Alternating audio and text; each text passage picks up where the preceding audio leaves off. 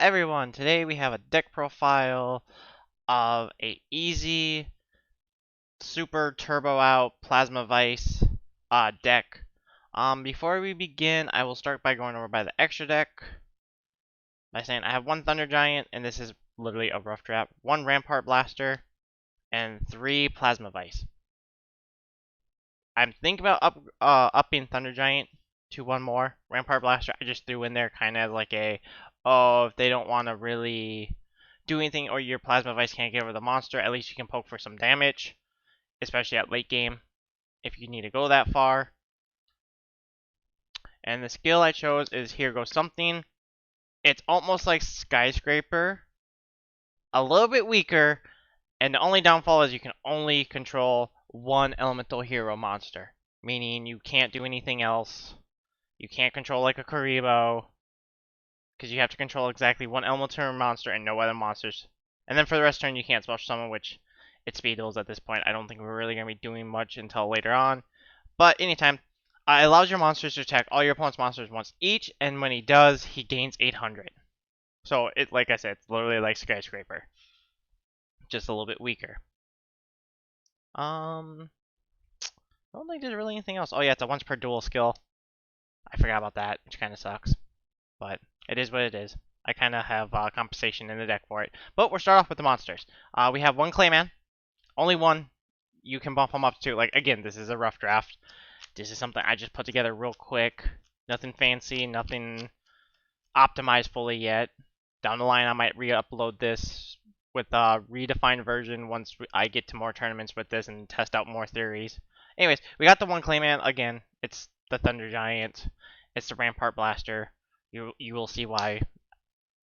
And then we run 3 Sparkman, because he's the bread and butter. We need him, because he goes into Plasma Vice and all that. Again, 1600 beat stick is not bad, but it is what it is at this time.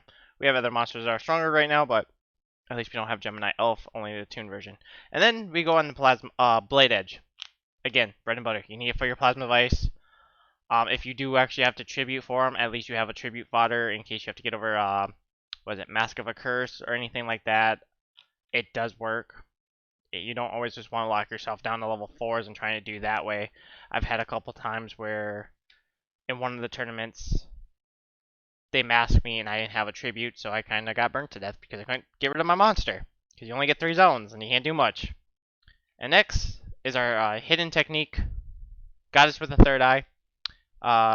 Literally, it can be substituted for any fusion material as long as the other one's correct. So again, it can be substituted for Blade Edge or Sparkman.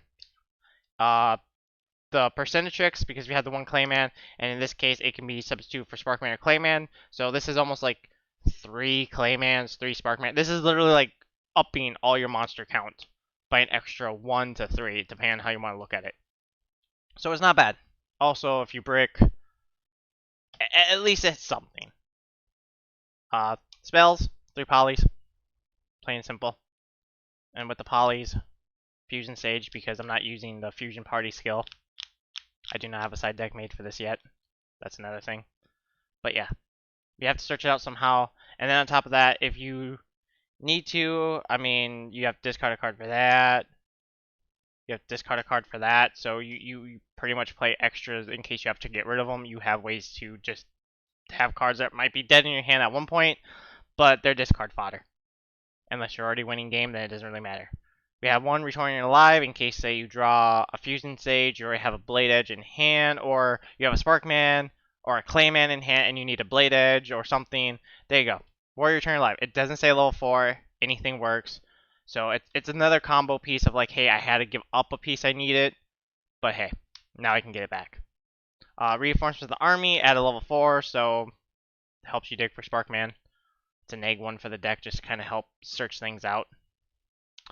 Fusion Sword, I threw this in because it's only to a warrior monster. It gains 800, but while equipped to a monster, this card cannot be destroyed by card effects. So like the Cosmic Cyclone it, because if I remember, I think it's Destroy and Banish. Yes.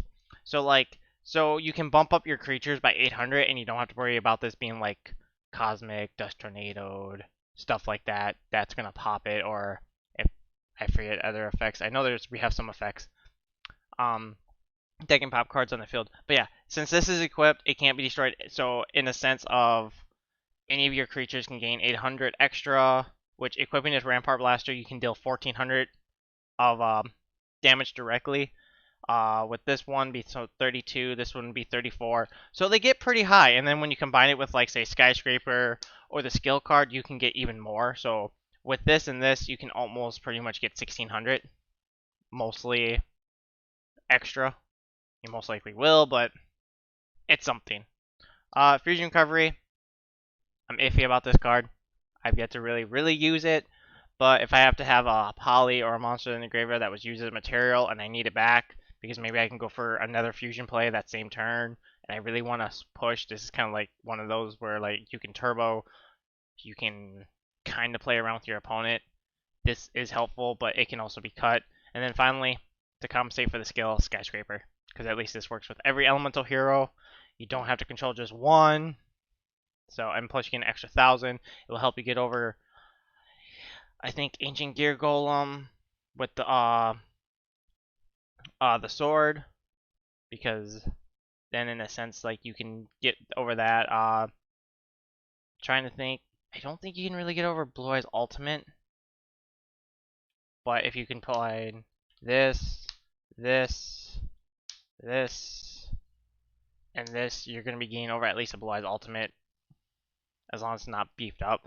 But it's something, and plus, in a sense, maybe that's what you need to help push for game, because this does piercing, which I do like. I do like that we do piercing, because then if people want to go in the fence, it's easier to do stuff. Another card I was considering is Earthquake before you summon out Plasma Vice, because then once you do Earthquake, then you summon out Plasma Vice, at least they're in defense. Anything strong normally has a weaker defense. You can get over it and push for some more damage that way, especially if it's problematic. Yeah, that's all I have for this. I hope you guys like it. Again, this is a rough draft. If you have ideas of what you would change in about the deck, let me know. If you test a deck like this, let me know how it goes. I'm curious.